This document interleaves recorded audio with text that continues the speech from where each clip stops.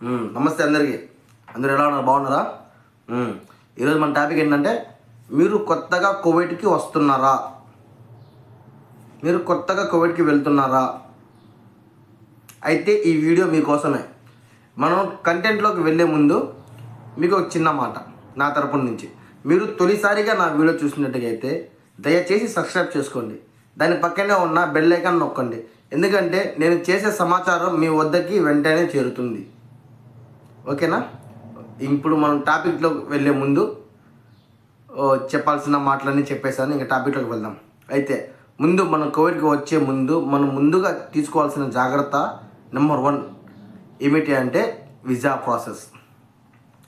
మీరు ఒక ఏజెంట్ దగ్గరికి వెళ్ళేసి నాకు వీసా కావాలండి, నేను ఈ విధంగా కోవిడ్కి వెళ్ళాలనుకుంటున్నాను అని చెప్పేసి మీరు అప్లై చేస్తున్నారా? అయితే ఇప్పుడే చెప్తున్నాను, అది ఆపేయండి. ఒకటి, మనం ఎలాంటి వ్యక్తి దగ్గరికి వెళ్తున్నాం అనేది మనకి క్లారిటీ ఉండాలి.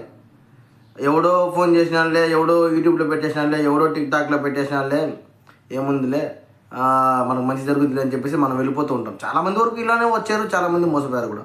అయితే ఇలా చేయడం మీకు మంచిది కాదు. ఎందుకంటే మనం ఒక ఏజెంట్ దగ్గరికి వెళ్తున్నామంటే ఆ ఏజెంట్ మనకు అనుకూలంగా ఉండాలి. ఆ ఏజెంట్ దగ్గర మన వాళ్ళు ఎవరైనా పోయి చేయించుకొని ఉండాలి. ఓకేనా?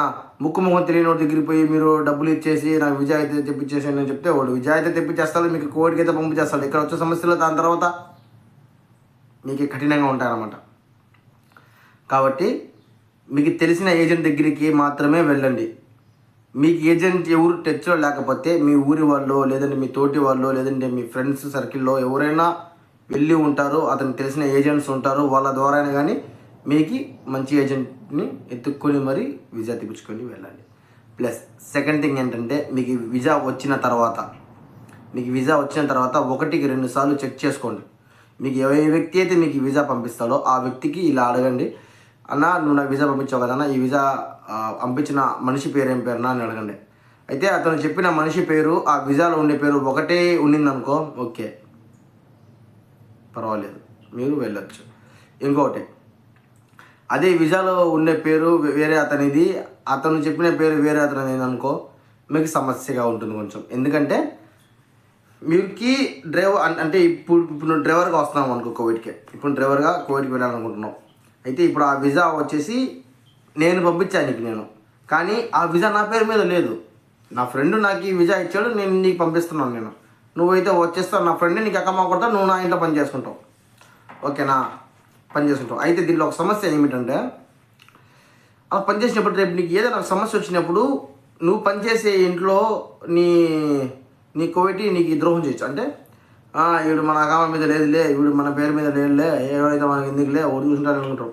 అప్పుడు నువ్వు బై మిస్టేక్ నీకు ఏదైనా ఒక సంఘటన వచ్చి నీకు రిస్క్ వచ్చినప్పుడు నువ్వు ఆ పథకాలు ఉండే వ్యక్తికి ఫోన్ చేస్తే అతను నీ ఫోన్ లిఫ్ట్ చేయకపోవచ్చు, నీ సమస్యని ఆ మనిషి పరిష్కరించకపోవచ్చు. కాబట్టి ఇది కూడా నువ్వు ముఖ్యంగా గమనించుకోవాల్సిన తగ్గ విషయం. కాబట్టి ఇంకా మూడో విషయం ఏమిటంటే, ఇక్కడ చాలా కఠినంగా రూల్స్ అయితే ఇప్పుడు మారిపోయాయి. ఎలా రూల్స్ మారిపోయాయంటే అంత దారుణంగా మారిపోయాయి. కాబట్టి నేను చెప్పదలుచుకున్నది ఏమిటంటే, నువ్వు కోవిడ్కి వచ్చే ముందే నీ అగ్రిమెంటు 1కి 2 సార్లు చెక్ చేపించుకో. అందులో నీ శాలరీ ఎంత ఉంది, నీ వర్కింగ్ టైం ఎంత ఉంది ఏంటే. ఎందుకంటే ఇప్పుడు చాలామంది ఇక్కడికి వచ్చేస్తున్నారు, 150 జీతం అని చెప్తారు, 100 దినాలు 120 చేతిలో పెట్టి వాళ్ళు పనిచేస్తుంటూ ఉన్నారు. కాకపోతే తొలి సమస్య ఏమిటంటే, మనకి 8 గంటలు డ్యూటీ చెప్పినారు కదా, మనం ఏంటి 10 గంటలు చేసినా కానీ మనకి ఎక్స్ట్రా శాలరీ ఇవ్వట్లేదు, ఏంది ఇది అనేది సమస్య ఉంటుంది. అదే మీకు అగ్రిమెంట్ ఉండింది అనుకోండి, పర్ఫెక్ట్గా అంటే మీ అగ్రిమెంట్ క్లియర్గా ఉండాలి. అగ్రిమెంట్ క్లియర్గా రాసి ఉండాలి. మీకు ఇన్ని సంవత్సరాలు నేను కోవిడ్లో ఉంటానని చెప్పి అగ్రిమెంట్ ఉంటుంది. ఇన్ని సంవత్సరాలు నేను ఈ టైము ఈ వర్క్ దీనికి సంబంధించిన వర్క్ అని చెప్పేసి. ఓకేనా? దానికి తగ్గ మీరు చేసుకోవచ్చు. ప్లస్ ఇంకొక విషయం ఏమిటంటే వీసా. ఆ విషయం ఏమిటంటే, వీసా వచ్చిన తర్వాత మీరు ముందుగా ఇంకో విషయం చేయాల్సిన విషయం ఏమిటంటే, మీరు చాలామంది వరకు ఇప్పుడు నకిలీ కువైటీలు ఉన్నారు. నకిలీ కువైటీలు అంటే సౌదీ నుంచి, ఖత్తర్ నుంచి, దుబాయ్ నుంచి ఇలా చాలామంది వచ్చి కువైట్లో స్థిరపడిపోయారు ఎప్పటి నుంచో. అయితే ఇప్పుడు కొత్తగా వచ్చిన షేక్ ఏం చేస్తున్నారంటే, వాళ్ళందరినీ ఏరుతున్నారన్నమాట. బియ్యంలో పురుగుని ఏరినట్టు ఏరుతున్నారన్నమాట. ఏరి వాళ్ళకి కూడా సేమ్ మనలాగానే ఆకామ వచ్చేటట్టుగా చేస్తున్నారన్నమాట. కాబట్టి మీరు 1-2 సార్లు చెక్ చేసుకోండి ఈ కోవిటీ ఒరిజినల్ కోవిటా లేదా, ఇది కూడా తీసుకోండి. ఎందుకంటే నా ఫ్రెండే ఎవరో కాదు, నా ఫ్రెండ్ ఇప్పుడు అకమా తగలేదని చెప్పేసి ఇంటికి వెళ్ళిపోయాడు. 4 లక్షలు 5 లక్షలు ఖర్చు ఇక్కడ రావడానికి, ఇంటికి వెళ్ళిపోయాడు. ఏం చేస్తాడు పాపం, ఏం చేయడు కదా. 3 నెలలే ఇక్కడ టైం నీకే వీసాలో. అకమా తగలేదు 3 నెలలు మాత్రం ఉండగలుగుతాను ఇక్కడ, 3 నెలలు దాటి నువ్వు ఉండలేవు.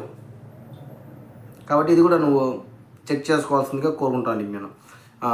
తర్వాత విషయం ఏమిటంటే, ఇక్కడికి వచ్చిన తర్వాత ఇక్కడ మన పద్ధతులు ఎలా ఉండాలంటే,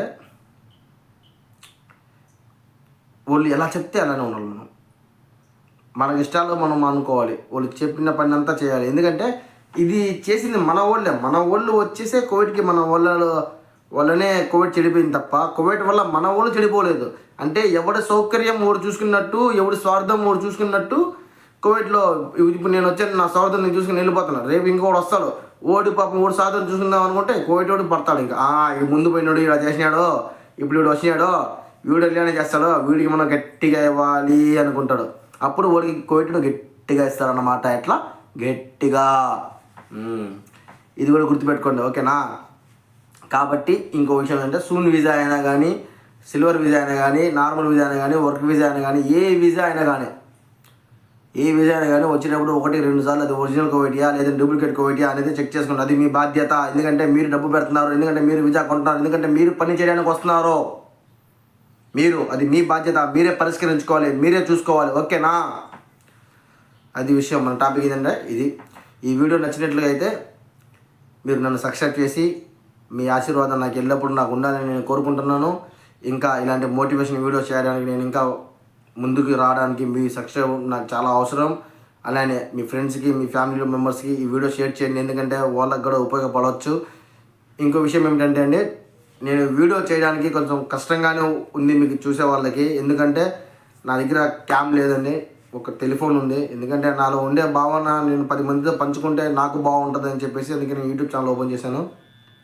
ఇంతవరకు కామెడీ వీడియోస్ అలాంటివి చేస్తుండేవాడిని, అవన్నీ అయితే తీసేసాను. ఇప్పుడు తీసేసి ఒక ఏదైనా పనికొచ్చి అప్డేట్ ఇవ్వాలి నేను ప్రజలకు అనుకున్నాను.